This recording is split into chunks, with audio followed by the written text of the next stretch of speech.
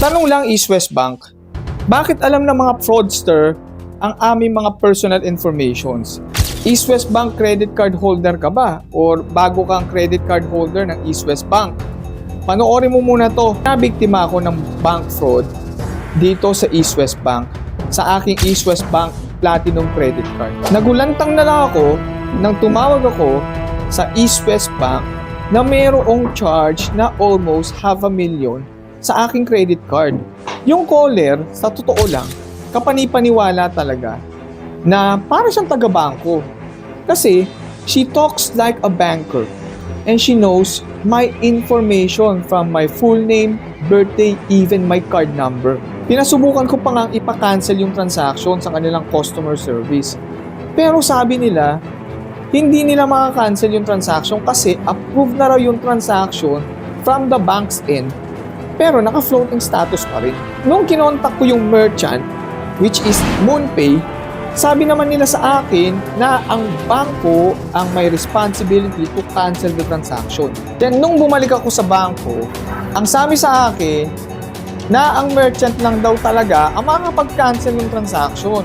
Yung isa ding biktima, actually, nagtanong siya sa CIDG kapag nasa floating status. Ang sabi sa kanya ng CIDG ay kayang-kaya ng bangkong i-cancel yung transaction na yan kasi naka-floating status pa yan at may karapatan yung cardholder na ipa-cancel yan kasi si cardholder talaga ang masusunod sa kanyang sariling card. Lalo niya kapag alam niya yung transaction is a fraud transaction. Nakapagbigay man siya ng OTP o hindi. Are you allowing criminal activities to proceed rather than protecting your cardholders? Nagtatanong lang ako, East West Bank. Ito ang mga samples ng ilan sa mga nabiktima. I-post nyo lang yung video kung gusto ninyong mabasa yung mga sinabi ng mga biktima. Ang iba pa nga dyan, nakapagbigay sila ng OTPs na itinago sa ibang pangalan gaya ng voucher code. Ang iba pa nga dyan ay hindi talaga sila nakapagbigay ng kung ano-anong codes. Ang iba ay na-charge silang bigla sa kanilang card nang hindi nila alam. Sa comment section pa lang ng mga posts about East West Banks na mga nabiktim ng fraud, sangdamakmak yan. O ayan mga sample, tignan ninyo. O ito pa, ilang malulupit na kwento.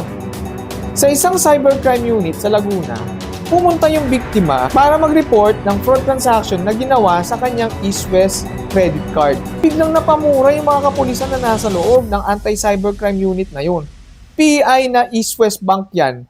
East West Bank na naman, lagi na lang dinadahilan yung Data Privacy Act na yan. Buti pa yung ibang bangko nakikipag-coordinate, pero yung East West Bank, hindi nakikipag-coordinate yan. Actually, nasabi ko yan sa isang attorney na kinuhanan ko ng dokumento para ipasa sa East West Bank. Ang sabi niya sa akin, hindi nila pwedeng idahilan or gawing palangga na dahilan ang Data Privacy Act na yan. May exemption to the rule yan.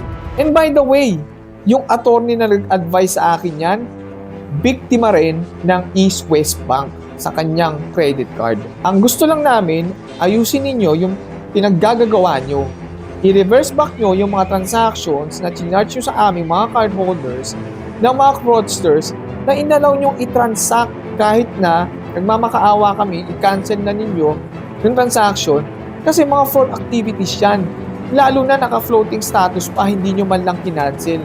Lumalabas na wala kayong awa sa mga cardholders nyo na nabibiktima ng fraud at plus pinapanigan nyo pa yung mga kriminal. Hindi lang kasi pera yung ninakaw nyo sa amin.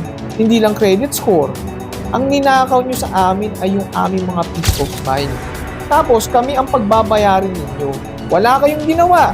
Pinagpasa-pasa nyo lang kami sa merchant. Ang merchant, pinasa lang kami, pabalik sa inyo at sasabihin ninyo, kailangan mo na mag-reflect sa system ninyo yung transaction para dun lang makapag-request ng dispute. Anong kalokohan yan, East West Bank? Pakisagot lang ng tanong namin sa inyo. Bakit alam na mga fraudster ang buong mga pangalan namin, CP number namin, birthday namin, pati mismo card number namin alam nila? O ikaw, nabiktima ka rin ba ng fraud ng East West Bank or ng kahit anong bangko or kahit saang bangko? Comment ka dyan sa ibaba, pag-usapan natin yan.